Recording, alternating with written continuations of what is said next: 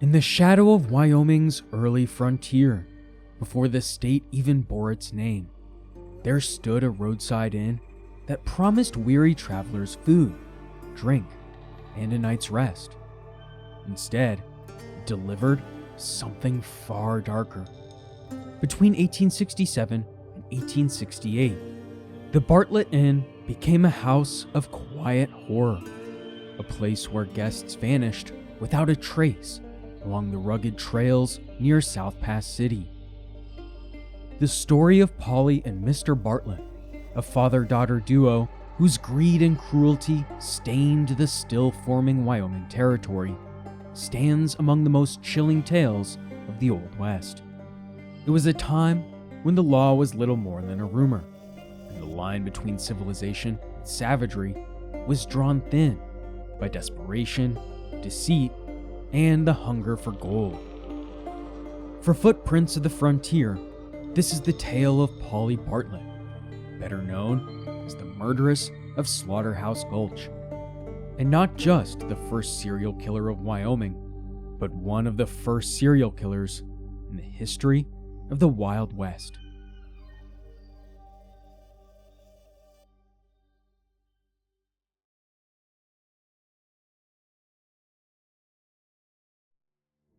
The events unfolded in the chaotic aftermath of the Civil War, when the western frontier was filled with dreamers and drifters alike.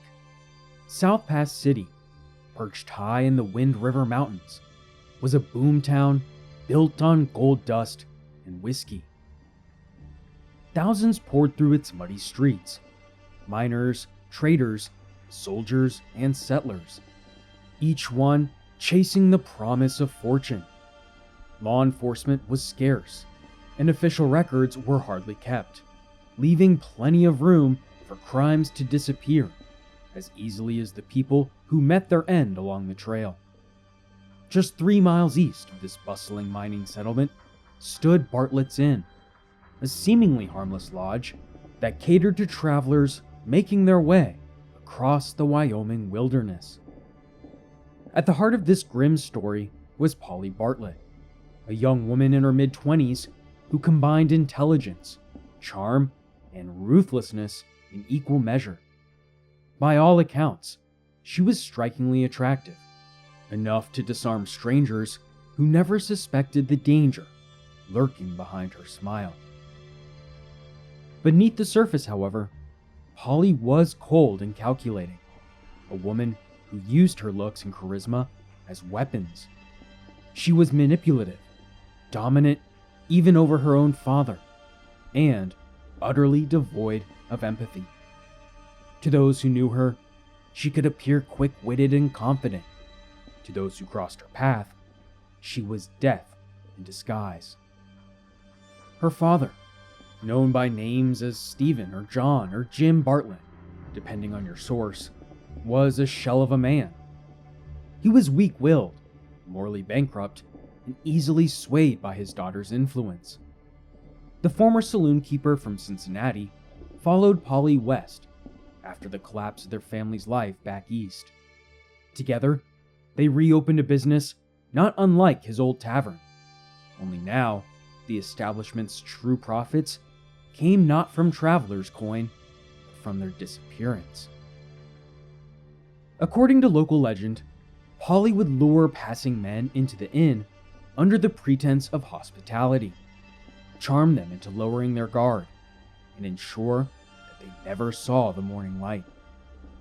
Her father handled the aftermath, disposing of bodies, burying the evidence, and fencing stolen belongings for cash. There was once another figure in the Bartlett household, Hattie, Polly's cousin and the family's former housekeeper. Hattie had long served as caretaker, tending to domestic chores and to the whims of both Polly and her father, with whom she was rumored to have had an illicit affair. But somewhere between their departure from Ohio and their arrival in Wyoming, Hattie's role in the picture became unclear. What is clear is that by the time the Bartletts established their inn near South Pass City, Polly and her father were up to something that went far beyond housekeeping.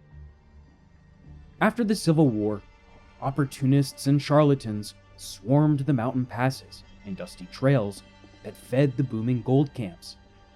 Of course, these travelers needed a place to rest, get settled, and strike it rich.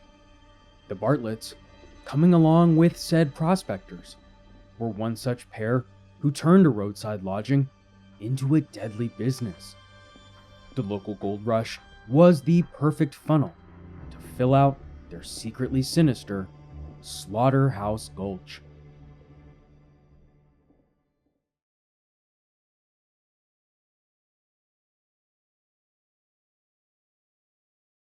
Coming from an Ohio saloon life where petty theft and prostitution were routine, the Bartletts carried a cynical idea west.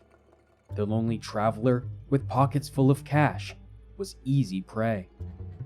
What began as petty cons in Cincinnati hardened into a deliberate plot to take life and coin. They set about making their scheme permanent along a scarcely policed stretch of the overland route. Their move west wasn't random. The story goes that Polly Bartlett worked as a barmaid and sometimes a paid companion while her father hustled customers. A prospect named Lewis Nichols, passing through with a roll of gold, provided the template. After dining at the family table and bragging about his haul, Lewis Nichols fell violently ill and died, later buried secretly by Stephen Bartlett in the family corral. Whether every detail of that first killing is legend or fact, it did fund the Bartletts' next step, buying land, building a lodge, and planting themselves near a well-traveled fork of the Emigrant Trail, where people still carried their earnings. They chose a location with a cold practicality. East of the South Pass City, their log house and barn sat where emigrants paused for feed and rest, not far from another stage line. From the outside, the place looked solid and respectable. A 2-room lodge, a hayloft, and corrals of pine. Inside, though, the hospitality was a veneer. Polly used charm and flirtation to single out men who appeared prosperous: salesmen, cattle buyers, miners, men who could be distracted over a good meal or a private tryst. Stephen, meanwhile, handled the rough work. He was tasked with burying the bodies in out-of-the-way spots and hiding the spoils. Their method was ugly in its simplicity. Polly would welcome a target, watch how much he carried, and get him alone when the chance came. Arsenic, bought ostensibly to protect their tents from the pests in Denver, became their tool of choice. It was slipped into whiskey or sprinkled on a steak. It made a fast, quiet death that looked like sudden illness at the time. When a man keeled over, Mr. Bartlett disposed of the body in the barnyard, and the two split whatever wealth they could find. If anyone came around snooping or asking about the missing person, the Bartletts would blame highwaymen or the local tribes for the disappearance. A convenient dodge in a place where law and evidence were thin. But not every attempt succeeded. Some men refused Polly's advances or turned down her drink and rode on, later warning others. In several accounts, a traveling salesman named Timothy Flaherty vanished after an inn visit, and other stories surfaced of missing buyers and drummers who never reached the next town. The Bartlett's operation depended on a mix of calculated risk, perfect timing, and the isolation of frontier justice. That it lasted at all speaks to how easy it was to vanish in that landscape. As winter settled over 1867 and into the early months of 68, death seemed to follow anyone who crossed Polly Bartlett's path. At least 7 men were known to have been poisoned in that span, though it's likely many more simply vanished without record or remembrance. By this point, Polly had grown confident, too confident. What began as careful, calculated crimes had turned into a grim routine.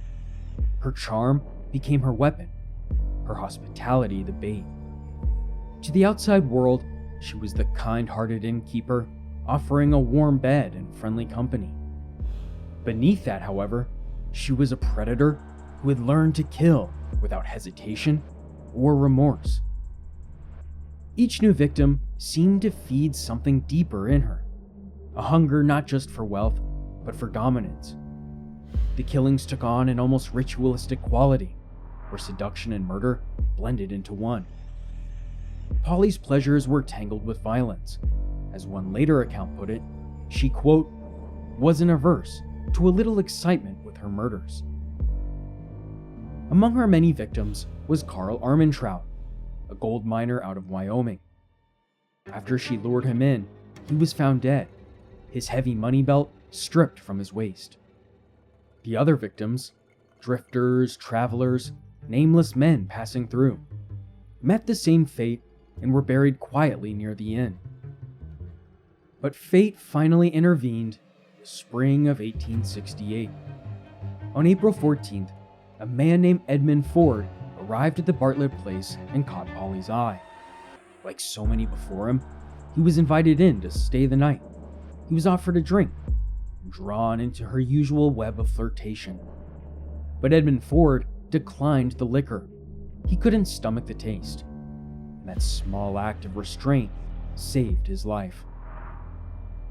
Before Polly could adjust her arsenic-laced plan, her father, old Bartlett, blundered into the scene and interrupted what he thought was a private, quote, expression of love. The ruse fell apart, and Ford, insulted and confused, stormed off into the night, angry but alive.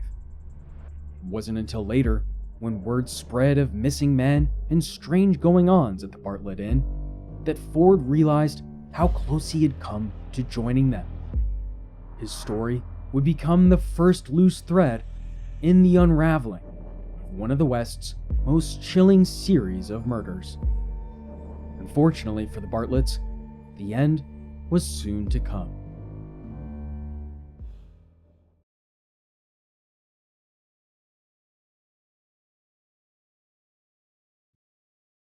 Word of the Bartlett murders might never have surfaced, if not for the disappearance of a young man named Theodore Fountain in the late summer of 1868.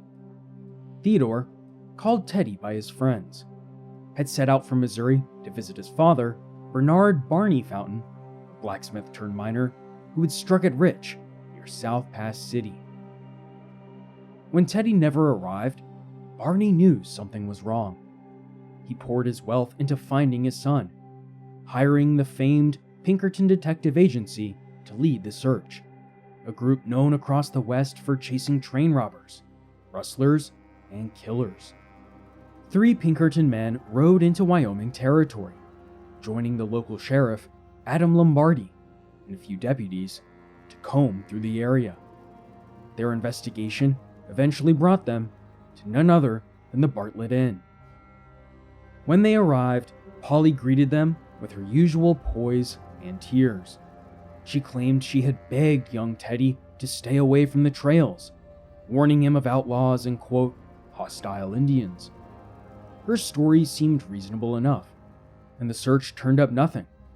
The ground outside the inn was packed hard from years of cattle hooves, leaving no trace of the horror buried beneath. Sheriff Lombardi left uneasy, but unconvinced. Then, not long after their visit, Polly and her father suddenly vanished. They fled in haste, leaving their stock and possessions behind. That single act broke the illusion. A trail boss named Billy Gordon noticed the abandoned cattle and tipped off Sheriff Lombardi, who returned with Edmund Ford, the man who had once escaped Polly's poison, and a few other angry townsmen. This time, they searched more thoroughly. Beneath a patch of trampled hay in the cow yard, the earth looked freshly turned. Shovels cut into the dirt. Soon, the sickening truth came to light. One grave, then another, and another still. When the digging finally stopped, 22 shallow graves had been uncovered. Among the dead, 2 stood out. One was identified as Teddy Fountain, recognized by the gold belt buckle his father had given him, a trinket Polly's father had mistaken for brass, explaining why it was never taken. The other corpse discovered was Sam Ford, Edmund's brother, known by the Masonic ring still clinging to his hand. Sheriff Lombardi concluded that the Bartletts had not only robbed and murdered travelers, but had traded their victims' horses to nearby Cheyenne warriors for protection. The discovery set off one of the most intense manhunts in Wyoming's early history. The territorial legislature offered a $3,000 reward for the Bartletts, dead or alive, while Barney Fountain added $10,000 of his own money, determined to see justice done for his son. Edmund Ford, driven by grief and rage, took up the pursuit himself. He tracked the pair westward through the Hoback River Valley, 7 days behind them, following every rumor and broken trail they left in their flight toward Oregon. In that lonely stretch of wilderness, vengeance and justice began to blur, and the chase for Polly Bartlett, the woman later remembered as the West's first female serial killer, entered its final, violent chapter. Ford finally caught up to the Bartletts deep in the wild country west of the Wind River Range. The pursuit had stretched for days, but when it ended fast. Ford found Mr. Bartlett first, near a stand of cottonwoods by the river. He called out for Bartlett to surrender, but the old man went for his shotgun instead. Ford drew quicker and fired first, dropping Mr. Bartlett where he stood. With the old man dead, the chase turned to Polly. She was found not very far away, tired, beaten, and out of options. Ford bound her hands, lashed her to a saddle, and rode back toward South Pass City, delivering her to Sheriff Lombardi himself. Locals later claimed that Mr. Bartlett's body was buried quietly in an unmarked grave, on the edge of the town cemetery. Polly's capture brought the community a measure of satisfaction, but justice, as it often did on the frontier, came on its own terms. On the morning of October 7th, 1868, a lone rider approached the South Pass jail. Witnesses said he looked like Otto Kalkhorst, a German foreman who worked for the aforementioned Barney Fountain at his mine. Without a word, the man leveled a sawed-off shotgun through the iron bars and fired twice. When the smoke cleared, Polly Bartlett lay dead on the jailhouse floor. The rider turned and disappeared down the road, never to be seen again. The murder was never officially investigated. The case was quietly closed by Esther Morris, the newly appointed Justice of the Peace, and the first woman to hold such an office in the United States. She was said to have declared that it was best to, quote, let the country rest. The locals agreed. Few mourned Polly's death, and many believed that true justice had finally found its way to South Pass, ultimately saving the taxpayers the trouble of a trial and a hanging. Life went on, though not for everyone. Ford later married Sally Lombardi, the sheriff's daughter, and the two settled near Farson to start a ranch. Their happiness was short-lived. Both were killed the following year in a Cheyenne raid. The Bartlett Inn itself, long since abandoned, was strangely untouched by native attacks during those violent years. Locals whispered that Mr. Bartlett, the one who had traded stolen goods and horses to nearby tribes, had bought their favor, or, at the very least, their silence. As the years passed, the gold that had built South Pass City began to run dry. Prospectors drifted away, taking the town's spirit with them.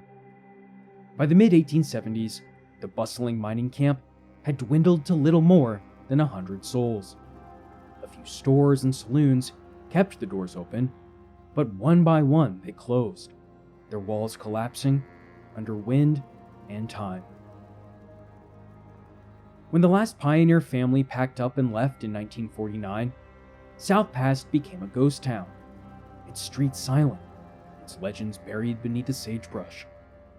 And somewhere out there, if the old stories are true, 22 men still lie in the cold Wyoming dirt, victims of the murderess of Slaughterhouse Gulch. But what if we were to ask, did any of this actually happen?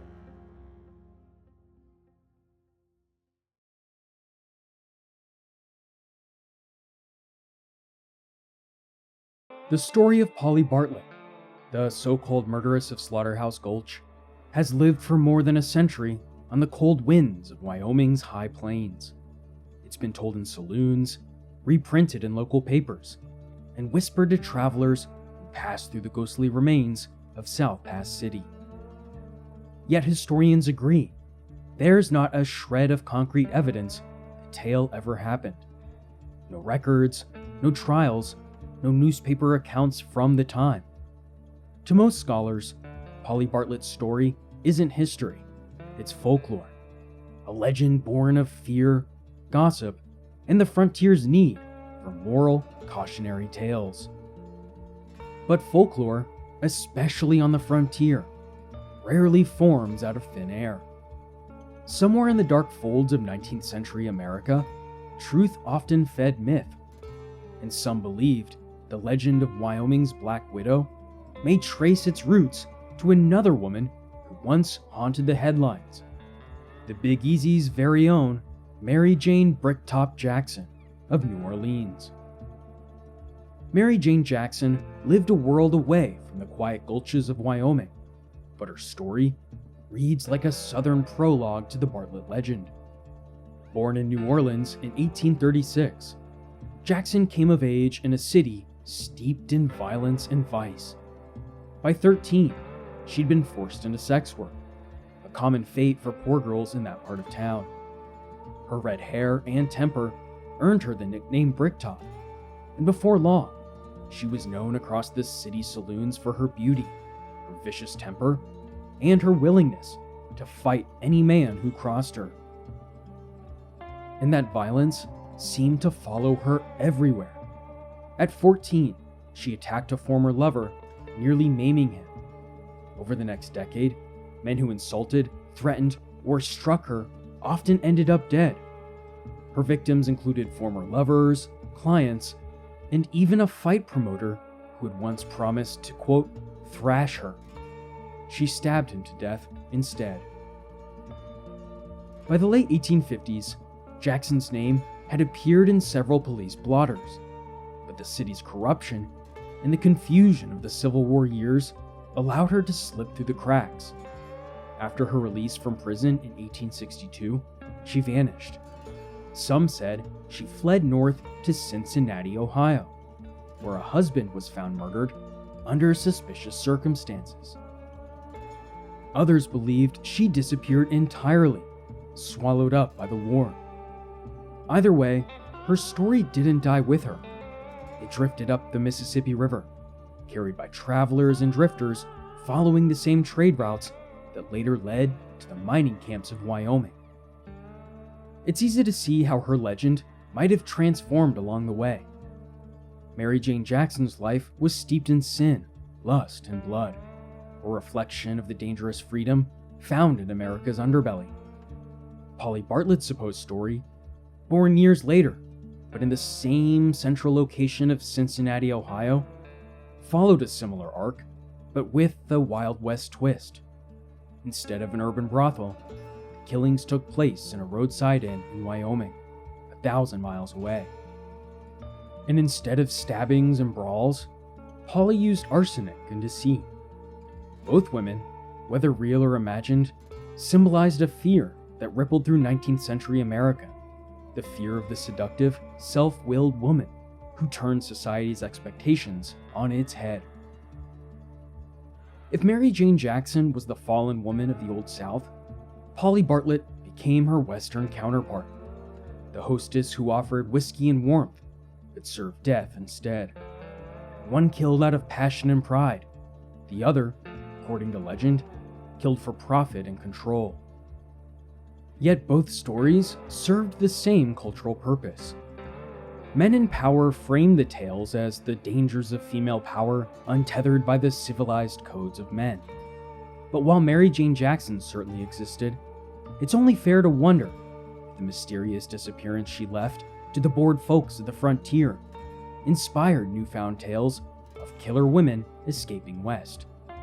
Especially if both Mary Jackson and Polly Bartlett's names were uttered in the seedy saloons of the crime-ridden Cincinnati, Ohio. The long wagon ride towards the Pacific certainly left enough time for the imagination to get the best of those who skimmed the scary headlines of their eastward origins. The most frustrating part, we'll never know just how true that theory is, much like the rest of the folklore and mythology inspired by other Wild West half-truths. By the time South Pass City, Wyoming began its slow decline into a ghost town, the tale of Polly Bartlett had already hardened into local lore. Whether she lived or never existed at all, her name remains part of the mythology that defines the American frontier, a place where stories grow faster than crops and die slower than men. And perhaps, buried beneath that legend, somewhere between the saloons of Cincinnati, the brothels of New Orleans, and the rolling hills of Wyoming, lies the faint shadow of a real woman whose crimes, or whose image, refused to stay buried.